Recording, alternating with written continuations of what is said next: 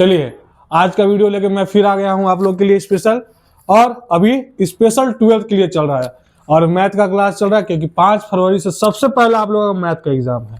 इसलिए मैंने फिर मैट्रिसेस का लेके आ गया हूं। 5 नंबर का जो है डिटर्मिनेंट का क्वेश्चन है, जो कि मैट्रिसेस के थ्रू सॉल्व करने के लिए कहता है solve the flowing system of equation. मैं वीडियो बना रहा था, लेकिन क्या हुआ कि उसमें नेटवर्क इशू हो गया था, इसलिए ये क्वेश्चन सॉल्व किया हुआ और इसको मैं समझा दे रहा हूँ। फिर से एक और क्वेश्चन दूसरा लेके बना लेंगे। तो अभी जो क्वेश्चन बना हुआ है उसको मैं आप लोगों को समझा देता हूँ पहले, उसके बाद फिर नेक्स्ट और एक और क्वेश्चन लेकर सॉल्व करूंगा। तो देखते हैं इसमें बोलता है solve the flowing system of equation. ये ऐसे ही देगा और उसके बाद हमको क्या करना है, खुद से ही सॉल्व करना है। तो हमने लिखा लीनियर इक्वेशन, जो है इक्वेशन को हमने एक जगह लिख दिया है। सबसे फर्स्ट स्टेप यही है कि जो भी इक्वेशन दिया है उसको क्या करना है, हमको यहाँ पर लिख देना है। उसके बाद इसको किस रूप में करते हैं, तो in the form of x बराबर b। अब मुद्दा ये है कि सर a क्या है, x क्या है और बराबर में जो b लिखे हैं वो क्या है। तो ध्यान से ये देखना है कि जो इक्वेशन में इस साइड देता है 1 1 2 वो होता है b, और जो कैपिटल x है इसके बराबर क्या रहता है। तो जो वेरिएबल है मेरा 3 थे x y z वही होता है। ऑलरेडी हमने उसको लिख के दिखा दिया है x y z। b बराबर कैसे लिखना है, तो 1 1 2। अब सर a बराबर क्या है, मुद्दा ये है। तो a बराबर क्या है, तो a के बराबर जो x के साथ घटक यानी कॉम्पोनेंट है, कोफिशिएंट कहिए, वो क्या है 1 है, -1 है और क्या है प्लस में 2 है। तो उसको यहां लिखे 1 -1 और 2। दैट मीन्स यहां पर क्या, तो यहां भी होगा यहां भी होगा। यहां पर एक चीज देखिए x नहीं है इसका, यानी उसका क्या लिखाएगा, तो उसका लिखाएगा यहाँ पर 0। y के साथ क्या है 2 लिखा गया, z के साथ -3 यहाँ लिखा गया, x के साथ 3 यहाँ लिखा गया, y के साथ -2 तो यहाँ लिखा गया, z के साथ 4 तो यहाँ लिखा गया। क्लियर हो गया, क्लियर हो गया ना कि a बराबर किसको लिखते हैं, क्लियर हो गया। a बराबर इसका जो कंपोनेंट यानी कोफिशिएंट रहता है वेरिएबल के साथ, उसको हम लिखते हैं a के अंदर। तो x के साथ क्या है कोफिशिएंट 1 है, इसके साथ है -1 तो -1, इसके साथ 2 है तो 2, इसके साथ यहाँ x के जगह कुछ नहीं है तो 0, y के साथ 2 है तो 2, z के साथ -3 है तो -3, x के साथ 3 है तो 3, y के साथ -2 है तो -2, z के साथ 4 है तो 4। ये हो गया पूरा a, ये हो गया x, ये हो गया b in the form of, क्या इस रूप में आ गया कि नहीं, तो ax बराबर b इस रूप में आ गया। अब नेक्स्ट स्टेप क्या करना है सर, तो हमें डिटर्मिनेंट a का वैल्यू निकालना। क्यों, क्योंकि हम एक जगह पर पूरा इसको बना लिए कि क्या क्या निकालना। कहीं भी एग्जाम हो कुछ भी हो, अगर हम कुछ चीज भूल जाते हैं तो उससे पहले हम एक साइड लिख लेते हैं कि क्या क्या निकालना है। फर्स्ट ऑफ ऑल हमें क्या निकालना है, डिटर्मिनेंट a निकालना है। क्या निकालना है, डिटर्मिनेंट a। डिटर्मिनेंट a का वैल्यू निकालना है। चलिए देखते हैं कैसे निकालते हैं। तो हमने बताया कि फर्स्ट अगर लेते हैं फर्स्ट एलिमेंट यानी पहला एलिमेंट, तो फर्स्ट रो और कॉलम क्या होता है, ढक जाता है। किसमें किसमें क्रॉस मल्टीप्लिकेशन होता है, बट सिखाया है कि जब इधर से करते हैं तो माइनस का साइन अलग से लगता है। तो 2 4 जा 1 लिए तो 1 यहां लिख दिए। अब ये ढक गया तो 2 4 जा 8 8 लिखा गया, 2 3 जा 6 लिखा गया। ऑलरेडी माइनस माइनस गुना होगा तो प्लस हो जाएगा, पहले से भी माइनस रहता है तो फिर प्लस माइनस क्या हो जाएगा माइनस। बीच में यहां पर जब भी बीच वाला एलिमेंट को लेते हैं तो ऑलरेडी पहले से माइनस लेते हैं, और फिर यहां पर माइनस है तो माइनस माइनस क्या हो जाएगा, प्लस हो जाएगा। तो माइनस माइनस क्या हो गया प्लस, यहाँ क्या लिखा गया +1। फिर देखिए जब ये रो और कॉलम ढक जाएगा तो क्रॉस मल्टीप्लिकेशन यानी 0 × 4 यानी 0, और ऑलरेडी जब इसे अर्थ करते तो माइनस लगता है, फिर भी यहाँ माइनस दिया होता है, माइनस माइनस प्लस, और 3 3 जा 9 +9 लिख दिए। अब लास्ट ये एलिमेंट लेते थर्ड एलिमेंट, तो इसको लेते रो कॉलम ढक जाता है, क्रॉस मल्टीप्लिकेशन यानी कि 0 × -2 0, और 3 2 जा 6 और माइनस लगता है तो माइनस। अब क्या करना है, तो 8 में से -6 यानी क्या बचेगा 2 बचेगा, 2 से मल्टीप्लाई 1 में करेंगे तो यहाँ लिख दिए हैं। यहाँ ऑलरेडी 9 बचा है, 9 से गुना किए हैं 1 में तो 9, और यहाँ 2 6 जा 12 -12 यहाँ आ गया। 1 × 2 2, और प्लस 9 कितना हो गया 11 और 12 में से 11 जाएगा तो -1। ये हमारा डिटर्मिनेंट ए का वैल्यू निकल गया। नेक्स्ट स्टेप क्या करना है sir, we find first of all cofactor. हमें क्या फाइंड करना है, कोफैक्टर। कोफैक्टर को हमको सबसे पहले फाइंड करना है। कोफैक्टर में हम सही आर के बता दिए कैसे लिखते हैं, A1 A2 A1 3 A21 A22 A2 3 A31 A32 A33। First of all A1 value निकालने के लिए क्या करते हैं, A1 मतलब ये A11, तो इसे रो और कॉलम क्या हो जाएगा, ढक जाएगा। इसे क्या करना है, क्रॉस मल्टीप्लिकेशन, हम लोग जान रहे हैं। तो उस अगर आपको लिख के कीजिएगा तो इसमें बेटर चांस है कि आपका गलती होने का चांस कम रहेगा। इसमें मेजर ऑफ कोफैक्टर निकालते हैं जैसे कि M11, तो उससे हमको अगर निकालेंगे नहीं, अगर हमको ट्रिक पता है तो उससे कोई दिक्कत नहीं है। बताते हैं कैसे। पहले हम A11 निकाल ही लेते हैं। तो यहाँ पर सामने रख दिए A2, यानी कि जो 2 -3 -2 4 बचा, कहाँ का है, तो यहाँ का 2 -3 -2 4, कोई दिक्कत। यहाँ पर लिख दिए 8 -6 यही वाला आता है, 8 -6 यानी 2 आया। अब क्या लेंगे A12 मतलब कि इसका रो कॉलम ढकाता है, हमको पता है इसका 9 आएगा। ऑलरेडी हमने यहाँ निकाला है फर्स्ट वाला का, इसलिए हमको फर्स्ट वाला का पता है। तो यहाँ का रो और कॉलम ढकेंगे तो 0 -3 3 4 बचेगा, यहाँ लिख दिए। जब इसको डिटरमिनेंट सॉल्व किए तो 0 + 9 बराबर क्या आया, 9 आया। अब नेक्स्ट क्या है, A13 में क्या करना है, सेम चीज है। इसका क्या आता है, तो जब देखा जाए A13 का झका जाएगा तो 0 2 3 -2 यही आएगा। ये रो कॉलम ढक जाएगा A13 का, तो क्या आएगा 0 2 3 -2, हमने यहां लिख दिया। अब क्या करेंगे, इसका जब ढक जाता है तो सिर्फ वही लिखाता है, तो क्या आएगा 0 से -2 में करेंगे 0, 3 से इसे मल्टीप्लाई करेंगे तो 3 2 जा -6, यहाँ क्या आ गया -6। अब क्या करेंगे, अब बचा A22, अब यहाँ आ जाएंगे, यहाँ से रो कॉलम ढका जाएगा। A22 यही ना है जी, यहाँ पर लिखे हुए हैं A21 A22 A33, तो A21 यहाँ लिखे हैं शायद, A22 को बाद में बताएंगे। तो A21 मतलब ये तो ढक गया। अब इसको सॉल्व करेंगे तो -1 2 -2 4, क्रॉस मल्टीप्लिकेशन जो सिखाए हैं बताएं, इधर से माइनस करते हैं तो करेंगे तो क्या आएगा -4 आएगा, इधर से करेंगे तो माइनस माइनस प्लस, अब 4 -4 + 4 0, क्या आ गया 0 आ गया। नेक्स्ट A22 को करें तो 1 2 3 4, काफी लंबा, थोड़ा सा लंबा जाता है, लेकिन इसमें समझने की बात है। अगर हम बेसिक चीज समझ गए तो हमको दिक्कत नहीं होगा। फिक्स है कि हर साल ये क्वेश्चन पूछता है। A22 लेंगे तो A22 कौन होगा, ये। अब इसके सामने की रो और कॉलम क्या हो जाएगी, बंद, तो 1 4 2 3 1 2 3 4 1 2 3 4 लिख दिए। 1 × 4 4, 3 2 जा -6, सॉल्व करेंगे तो -2। नेक्स्ट स्टेप क्या आ जाएगा, A23 सामने का रो कॉलम ढक गया, 1 -1 3 -2 1 -1 3 -2, सॉल्व करेंगे तो 1 × -2 3 × -1, बट माइनस लगता है इधर से करते तो माइनस प्लस, एंड क्या आ जाएगा 1। अब क्या आएंगे A31 को लेंगे तो रो कॉलम्स ढक जाएगा, -1 2 2 -3 -1 2 2 -3। अब इसको सॉल्व करेंगे तो -1 × -3 3 2 × 2 4, बट माइनस लगता है इधर से करते तो -4, क्या आएगा -1। अब क्या मिलेगा हमको A32 मींस ये सामने का इसका रो कॉलम क्या हो जाएगा, ढक जाएगा, 1 2 0 3 1 2 0 -3 1 2 0 -3 कर दो, 1 × -3 0 से करेंगे तो 0, तो क्या हो गया -0 -3 -0 बराबर में क्या हो गया -3 हो गया ना। अब क्या आएगा A33, यही ना आएगा। अब A33 कौन है, लास्ट ये है A33। अब यह 1 -1 0 2, देखो तो कहां लिखे हैं 1 -1 0 2, करो इसको क्रॉस, तो 1 × 2 2, और यहां पर क्या है 0, तो 0 × -1 0, और 0 और 2 मिलकर क्या होगा 2।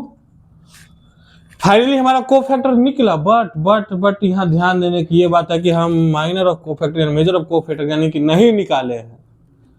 तो हमें यहाँ पर इसलिए उसका तरीका बता रहे, ट्रिक बता रहे हैं, वो जानना बेहद जरूरी है, क्योंकि क्वेश्चन ज्यादा लंबा नहीं जाए, उससे हमको बचने के करना है। ध्यान ये देना है कि जो फॉर्मूला हम लोग वहां पुट करते थे उससे बचने के लिए है। ध्यान ये देना है कि जो यहाँ पर 1 1 है इसे आपस जोड़ने पर, ये ट्रिक है, ये ट्रिक जानना बेहद जरूरी है। क्या है ये ट्रिक? कि जो हम M11 निकालते हैं वो निकालने का यहाँ पर आवश्यकता हमें नहीं है, हम डायरेक्ट यहीं से कर लेंगे। जो कोफैक्टर निकाले A11, तो 1 1 यानी 1 + 1 करेंगे तो क्या हो जाएगा 2 हो जाएगा। जो वैल्यू जिसका इवन आएगा, इवन यानी सम, ऑड यानी कि विषम।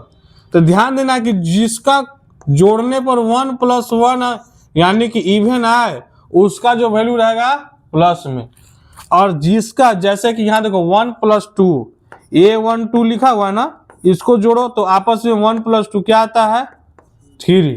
क्या आता है 3, यानी कि क्या आ गया ऑड आ गया, यानी कि विषम आ गया। उसमें माइनस लगेगा, क्या लगेगा माइनस। तो बता A12 का वैल्यू क्या आया है 9 आया है।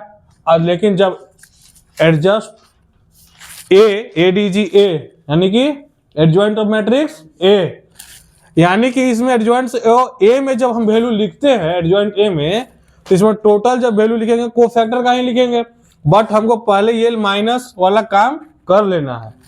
तो इसमें A12 में क्या हो जाएगा माइनस लग जाएगा। देखो हम क्या माइनस लिखे यहाँ है प्लस में, बट जब यहाँ हम लिख रहे थे तो क्या में लिखे माइनस में।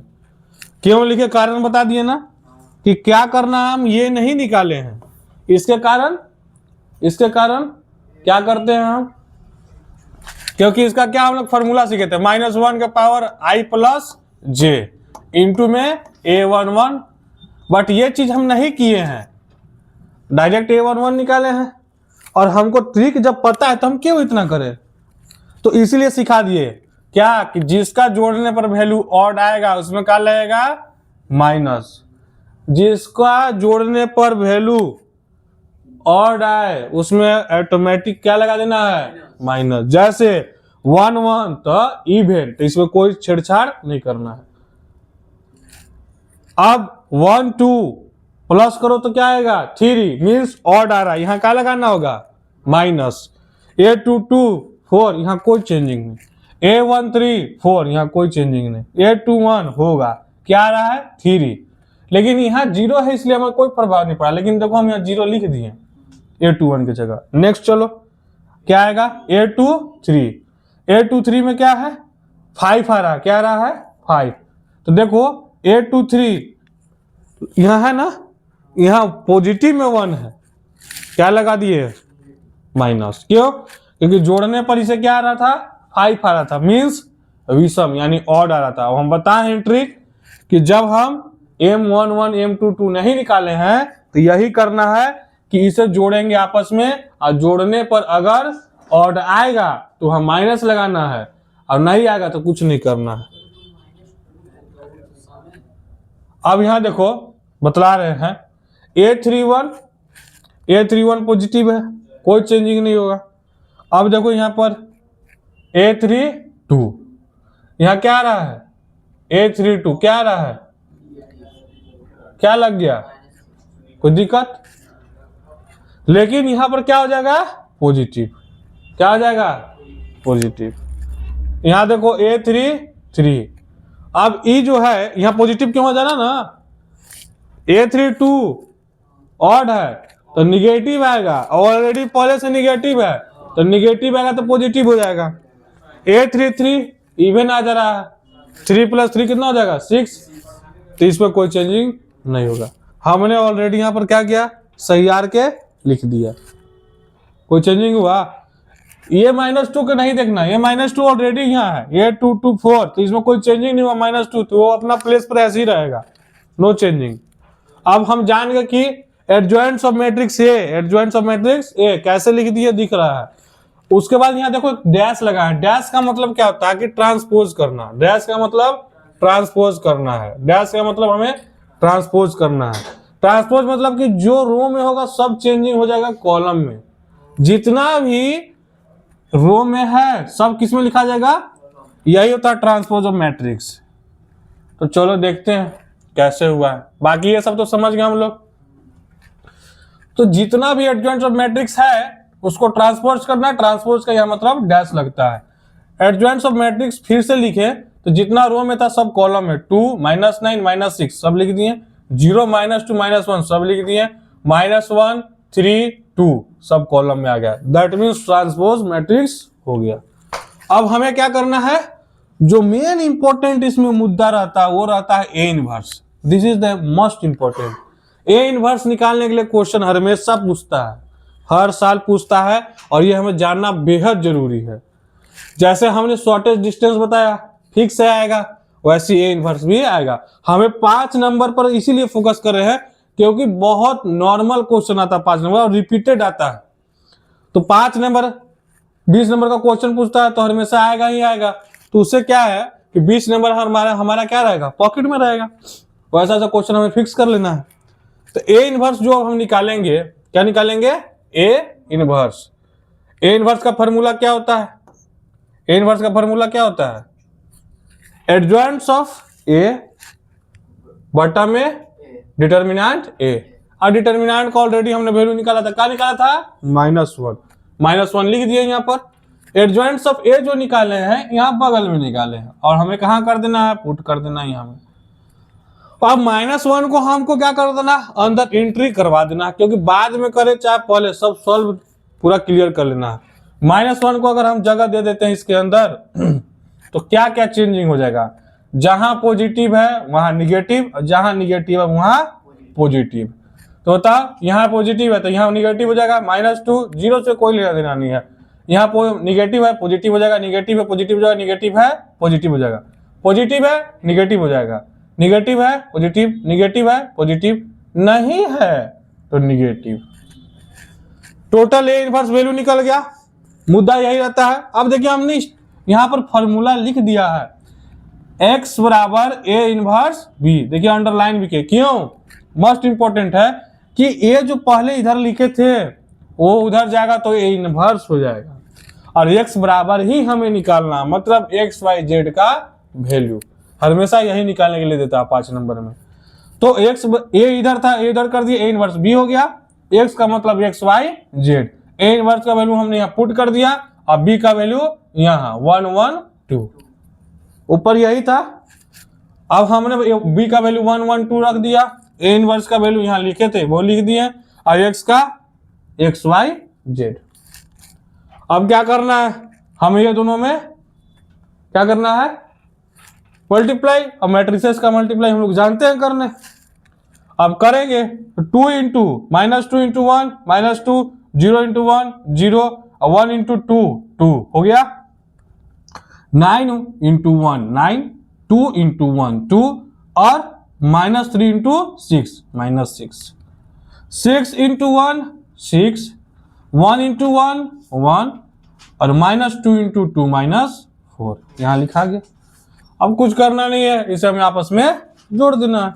हमने जोड़ना चालू किया तो -2 + 2 क्या हो गया, कैंसिल, क्या आ गया 0, 9 + 2 11, 11 में से -6 जाएगा तो 5, 6 + 1 7, 7 में से 4 जाएगा तो 3, 0 5 3।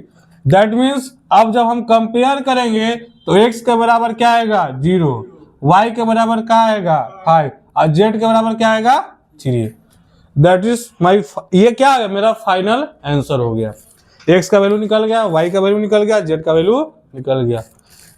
यहां से हर साल क्वेश्चन पूछता है, इसलिए मेरा मेन मुद्दा था कि एक शॉर्टेज डिस्टेंस और दूसरा ये बहुत आसान है। लड़के लोग, एक और इसमें हमने ट्रिक बताया अपने तरफ से, लड़के लोग क्या करते हैं M1 M2 निकालते हैं, उसके बाद फिर A1 A2 निकालते हैं, उससे हमें कोई लेना देना नहीं है।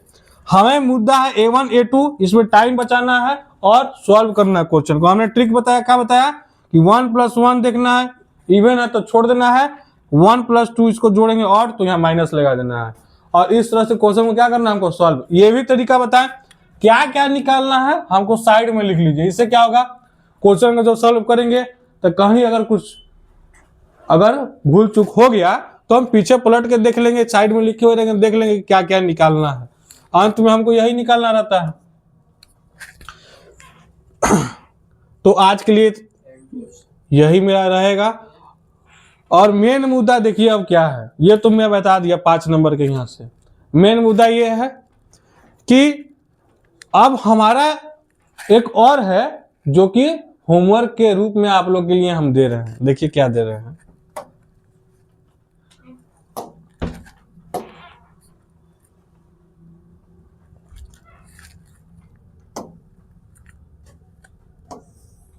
ये सब previous year question A to Z जो हमने 2 बार रिपीट किया था वो ये करवा दिया, लेकिन जो प्रीवियस ईयर में दिया हुआ है 24, 23, 22 में नहीं दिया था, 19, 18, 17, 15 समझिए कि हर साल रिपीट कर रहा है क्वेश्चन, हर साल रिपीट करता है। इसलिए इस क्वेश्चन पर ज्यादा फोकस करना है हमें। इस क्वेश्चन पर क्या करना है, ज्यादा फोकस करना है, जितना हो सके इसको सॉल्व करना है। अब ये एक हो गया ना। अब हम आपको दिखाते हैं,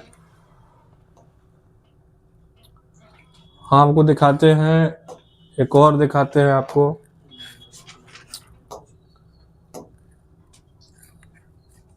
ये देखिए, ये जो क्वेश्चन है 2013 और 2012, 2011, 2010 और ये 2009 का है, यहाँ पर लिखे नहीं है। समझे, हर साल ये क्वेश्चन पूछता है। जितना सॉल्व करना है कीजिए, जितना प्रैक्टिस करना है कीजिए, बेनिफिट में आप रहिएगा, है ना। हमारा काम था आप लोग के कम से कम 15 साल का क्वेश्चन देना, 16 साल का। इससे बाहर क्वेश्चन आना इम्पॉसिबल है। एनसीईआरटी के पास क्वेश्चन ही नहीं है, जितना है वो सब रिपीट करता है, घुमा फिरा के पूछता है। कॉन्सेप्ट मेन होता है, कॉन्सेप्ट क्लियर तो सब क्लियर, इससे बाहर क्वेश्चन नहीं पूछेगा।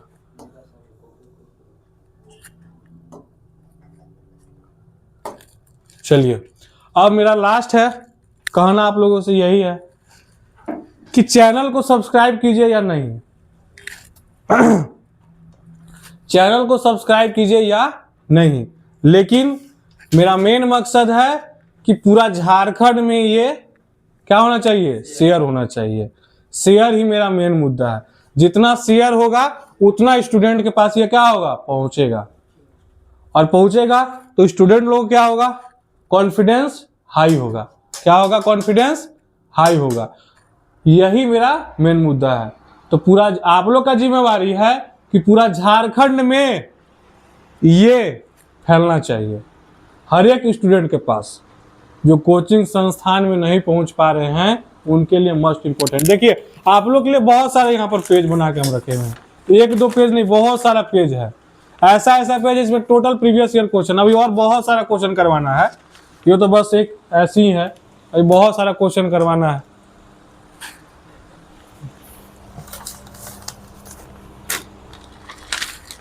हो गया।